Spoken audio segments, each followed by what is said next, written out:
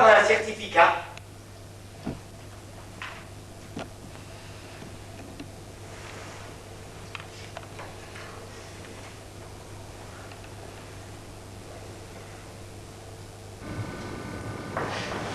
Quel certificat? J'ai besoin d'un certificat attestant que je ne suis pas idiot. Vous en délivrez de ces certificats? Oui, nous en délivrons. Parfait.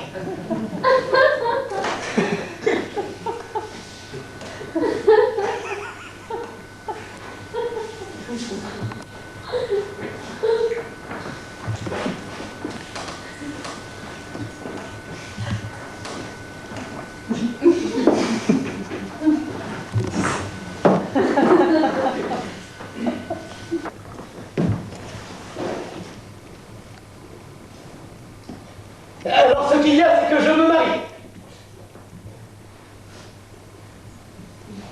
Et à notre bureau de l'état civil, si on n'a pas ce genre de certificat, on ne peut pas se faire enregistrer.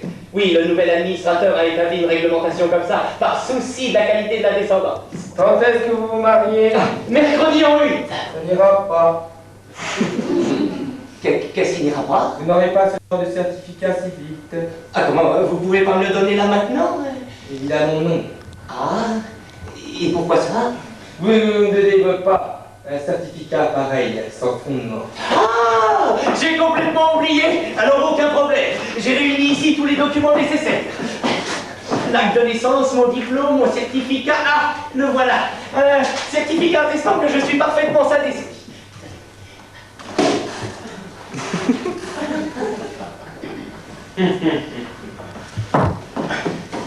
Cela ne change rien. L'avis de notre commission ne peut s'appuyer sur aucun avis venant de l'extérieur. Ceci dans le but d'éviter toute influence étrangère, toute idée préconçue. Mais j'ai encore d'autres certificats. Ah, j'en ai un qui vient de mon employeur, attestant que j'ai travaillé 10 années durant et que je me suis toujours distingué dans ma spécialité.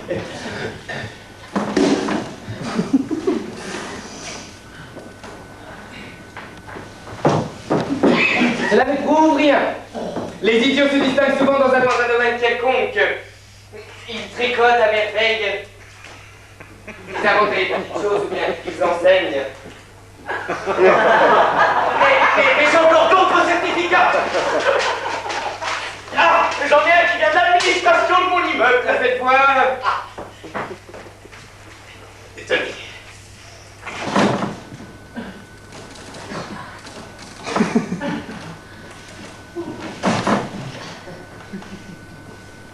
Il est dit ici que vous habitez Ville-Petit-Grand-Rue, mais on ne dit rien sur vos facultés mentales. Mais ça fait 18 ans que j'habite là. L'office de gérance avait tout son temps pour me connaître. Enfin, je veux dire, si j'avais été idiot, on l'aurait su, l'office de gérance, non? Sans doute, mais peut-être qu'ils le savent en effet là-bas. Qu'est-ce qu'ils prouvent qu'ils ne le savent pas là-bas? Mais comment? Mais ils m'ont donné un certificat. Un certificat de quoi? Mais de ce que j'habite... En ce monde. Vous savez peu. Enfin, je veux dire Petit Grand Rue numéro 8. Mais ça ne prouve rien, tout le monde habite quelque part. Qu'est-ce que vous dites là? On ne délivrera jamais ce genre de certificat à un idiot. Mais on aurait bien raison. Vous ne connaissez pas l'office de gérance de l'immeuble. Ce sont des gens excessivement prudents.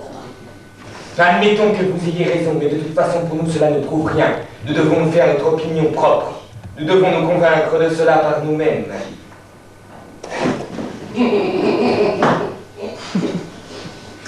Vous avez dit que c'est toute une commission qui s'occupe de ça. La commission assure la direction générale. Chacun de nous est responsable de son secteur. Ce qui veut dire que dans le cas présent, tout dépend de vous. Je ne comprends pas. Qu'est-ce qui dépend de moi? Ah, je veux dire, cela dépend de vous que j'obtienne ou non ce certificat. Je dirais que cela ne dépend que de vous. Si vous n'êtes pas un idiot, vous l'obtiendrez à coup sur moi. Je n'y suis absolument pour rien. Je ne suis qu'un simple exécutant, un enregistreur impartial qui atteste le fait de votre santé mentale.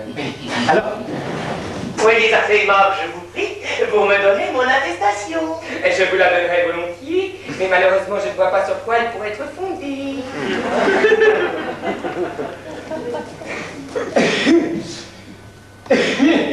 Mais comment vous ne pouvez pas attester que je ne suis pas un idiot? Eh bien sûr que non. Qu'est-ce qui pourrait m'autoriser à l'attester? Ah bah c'est quand même... Quand même pas le fait que vous savez dire 2-3 phrases cohérentes. Oh mais il me semble que vous auriez déjà pu arriver à cette conclusion. Non me fondant sur quoi? Sur mon comportement. Vous me comprenez? Alors comme ça, il suffirait que vous ne vous mettiez pas à danser, là, comme un tzigane. Que vous ne crachiez pas dans mon encrier.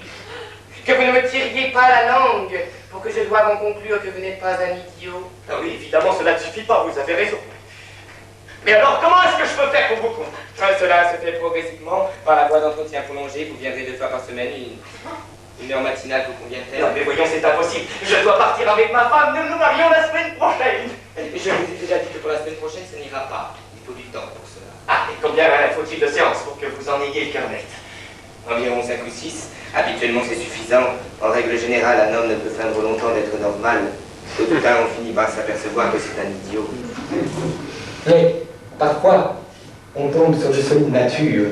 Et ceux-là, on ne les démasque pas aussi rapidement. Il y a 3 mois, je suis tombé sur un homme particulièrement tenace. Il a tenu de moi, mais après, il a quand même fini par lâcher prise. Lâcher prise? Ah oui. Je veux dire que j'ai réussi à démasquer sa déficience mentale. Tout s'est même passé exactement comme j'avais prévu. Un jour, lors d'une séance, il se mit brusquement à gémir. Et puis, à grincer des dents. Puis, il s'était emparé de mon coupe-papier qu'il se mit entre les dents, celui-là, là. Et se mit à danser la danse du sabre. Enfin, il s'approcha, cracha dans mon encrier et me tira la langue. Et ce fut vraiment une chance, parce que juste ce jour-là, je m'apprêtais à lui remettre son certificat, attestant qu'il était parfaitement son esprit. Il est vrai que ça, il n'en savait rien. Vous voyez, dans notre métier, il ne faut pas se hâter. Oui, mais moi je dois quitter cette région. Si l'on ne nous marie pas, ma femme ne pourra pas partir avec moi. Mariez-vous à votre retour, les explorateurs ont droit de congé comme tout le monde. Ah bah oui, dans 3 ans. Le temps passe vite. Vous aurez à peine le temps de vous retourner que déjà, il faudra vous marier. Non, mais voyons, c'est impossible. Je vous donne ma parole d'honneur. Je suis parfaitement sain d'esprit. Et de corps. Vous avez déjà vu un idiot qui reconnaîtrait qu'il est idiot? Et qu'est-ce que je peux faire? Je n'en sais rien, monsieur. Je ne suis pas là pour donner des conseils. J'ai déjà suffisamment à faire, j'ai même perdu beaucoup de temps avec vous et il y a la queue. Mais je ne peux pas sortir d'ici sans ce certificat, comprenez-moi. Il y va du destin d'un homme. Mais je vous en prie, faites vos vérifications tout de suite, hein. Ne remettons pas les choses. Tenez, donnez-moi un problème quelconque à résoudre. Ou bien voulez-vous que je divise ou que je multiplie un nombre à 7 chiffres, hein? Les idiots sont souvent de très bons mathématiciens. Et vice-versa. Alors, dire des vers, dis-moi, par amour de Palestine, où tu naquis, où tu fleuris, où... Pas besoin de vers. Les idiots ont une mémoire mécanique encore supérieure à celle des gens normaux. Alors faites-moi passer un test quelconque. Ou bien posez-moi des devinettes. Ah, ça, des devinettes, je peux vous en poser. Ah, voilà.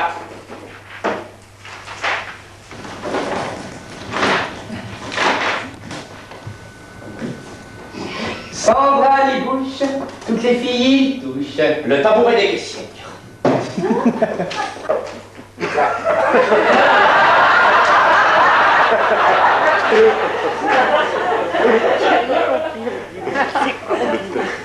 Il n'a point une mort, mais ne laisse entrer personne. Le cadenas.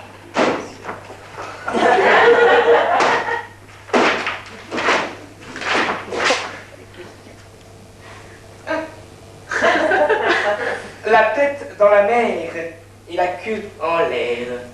L'épuisette. Exact. Ça suffit. Dans cette colonne, je peux vous mettre un plus. Voyons un peu l'état de votre sens civique, vous sentez-vous un citoyen? Évidemment, voyons, je dirais même au plus haut point. Oui, en parole. Mais concrètement, comment cela se manifeste-t-il? Quels ont été vos actes d'héroïsme? Mes actes d'héroïsme. Au vrai, je ne saurais vous dire, car du fait de mon âge, je n'ai pas eu à faire la guerre. Oui, pendant la guerre, j'étais encore au jardin d'enfants. Les hommes accomplissent des actes d'héroïsme en temps de guerre, mais aussi en temps de paix. Vous avez presque 30 ans et vous ne pouvez pas vous rappeler un seul acte d'héroïsme. Ça en dit long. Par conséquent, conséquent, dans cette colonne, je vous mets un moins. Ah non, attendez, je me souviens d'une fois, j'étais au lycée en terminale et j'ai tiré de l'eau quelqu'un qui se... Ah oui, tiré de l'eau, qui se noyait. Et comment se fait-il qu'il était dans l'eau? On n'est pas répond.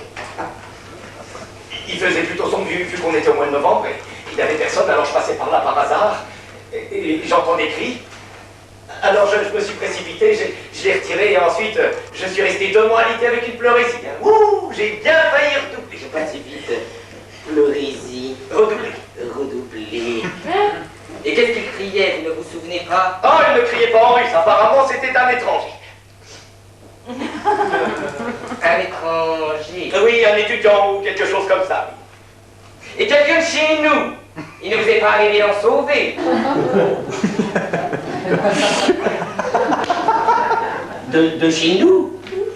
Non, ça ne m'est pas arrivé, non. Parfait.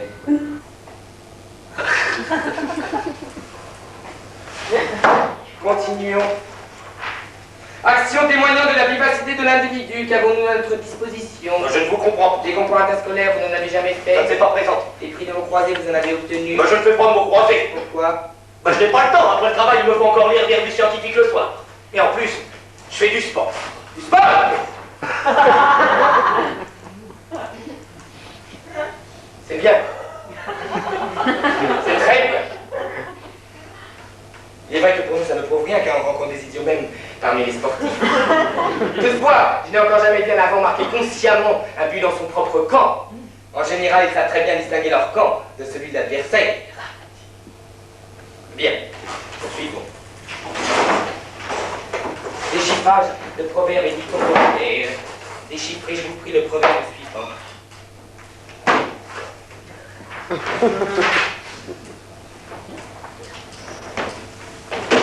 Ce qu'a perdu la mémé, on le retrouve dans les culottes à pépé. Comment ça déchiffrer? Eh bien, oui, expliquez tout ça, qui a perdu quoi dans les culottes à qui? Eh bien, qui a perdu, la mémé, oui. Et qu'est-ce que c'était de grand-mère? Décrivez le personnage de la grand-mère. Eh bien, une grand-mère, comment peut-elle être vieille, sûrement, hein? Une petite vieille, un petit stress, quoi, qui n'a plus toute sa tête. Un peu brouillonne, quoi. Oui, si vous voulez, oui. Mais par ailleurs, une brave vieille, au bon cœur. En gros, c'est une grand-mère bien de chez nous. C'est ce que vous voulez dire. Oui, c'est ça exactement. Eh bien, et le grand-père? Le grand-père? Oui. Ah, lui, c'est un petit mal. Et qu'est-ce qui vous le fait penser? Eh bien, tenez, c'est qu'il a pris quelque chose à la grand-mère. Il l'a caché dans sa poche. Non, ce n'est pas dit là que c'est dans sa poche. Là, on dit simplement que c'est dans ses culottes. Dans ses culottes. Donc vous dites qu'il est rusé. Non, pas exactement rusé, mais disons qu'il a sa petite idée derrière la tête. Admettons. Il arrivait que les paysans, eux aussi, fassent preuve de ruse. Pas seulement les seigneurs, les hommes euros. Nos grands-pères colcotiens, c'est autre chose. C'est pas eux qui iraient cacher quelque chose dans leurs culottes. Ils ont des armoires maintenant, des commodes, des coffrets. Bon. Pour le grand-père, tout est clair. À présent, cet objet qui a disparu, c'est quoi? L'objet qui a disparu? Oui, qu'est-ce qui a disparu? Ah, ben, c'est difficile à Eh dire. bien, réfléchissez un peu, qu'est-ce que le grand-père a bien pu prendre à la grand-mère? De l'argent, peut-être. De quel argent peut-il s'agir si c'est une vieille femme qui vit dans le servage? Ah. Une bouteille, alors, peut-être. Ah, ça c'est plus probable. Je pense personnellement que le grand-père a caché le tire-bouchon. Mais je ne puis l'affirmer. J'affirme votre réponse. La commission se prononcera. Voilà. À présent, un exercice de coordination. Mettez-vous debout sur la chaise. Debout sur la chaise. Avec votre jambe droite, faites un cercle à bouche. Oh. Et de la main droite, dessinez un triangle isocèle. Ah non, pas de ce côté. Ah bien, à présent, tout en continuant à faire ces mouvements, dites que le comte Tolstoï s'est inspiré pour le personnage d'Anna Karenine. D'une de ses parentes, j'ai oublié son nom. Le nom n'a pas d'importance, indiquez la position sociale. Une aristocrate. Ah bien, et pourquoi n'a-t-il pas fait d'Anna Karenine une petite bourgeoise ou une paysanne, mais une aristocrate? Vous ne vous êtes jamais penché sur cette question? Ah, si, C'était inutile, cette question ne fait pas partie de l'enquête, c'est moi. Vous ne savez toujours pas? Parce que sa propre origine sociale pesait sur lui de tout son poids. En d'autres termes, un aristocrate représente un outre aristocrate. Et Katyusha Maslovna, elle est pas tout caractère, alors. Oui, je sais. Mais ce qui qu'il a le mieux réussi, ce sont les aristocrates. Ah bon, ça suffit. Descendez. À présent, un exercice de rapidité. Mettez-vous debout en face de moi. Avec l'index de la main gauche, vous allez montrer les parties du corps que je vais vous indiquer. Je vais vous embrouiller. Ça fait partie du problème. Attention, on commence. Front, menton, sourcil, oreille. Front, menton, sourcil, oreille. Front, menton, sourcil, oreille. Front, menton, sourcil, oreille. Front, menton, sourcil, oreille. Front, menton, sourcil, oreille. Front, menton, sourcil, oreille. Front, menton, sourcil, oreille. Front, menton, sourcil, oreille. Front, menton, sourcil, oreille. Front, menton, sourcil, oreille. Front, menton, sourcil, oreille. Front, menton, sourcil, oreille. Front, menton, sourcil, oreille. Front, menton, sourcil, oreille. Front, menton, sourcil, oreille. Front, menton, sourcil, oreille. Front, menton, sourcil, oreille. C'est à boire, à boire, à boire. C'est à boire, à boire, à boire. C'est à boire, à boire, à boire. C'est à boire, à boire, à boire. C'est à boire, à boire, à boire. C'est à boire, à boire, à boire. C'est à boire, à boire, à boire. C'est à boire, à boire, à boire. C'est à boire, à boire, à boire. C'est à boire, à boire, à boire. C'est à boire, à boire, à boire. C'est à boire, à boire, à boire. C'est à boire, à boire, à boire. C'est à boire, à boire, à boire. C'est à boire, à boire, à boire. C'est à boire, à boire, à boire.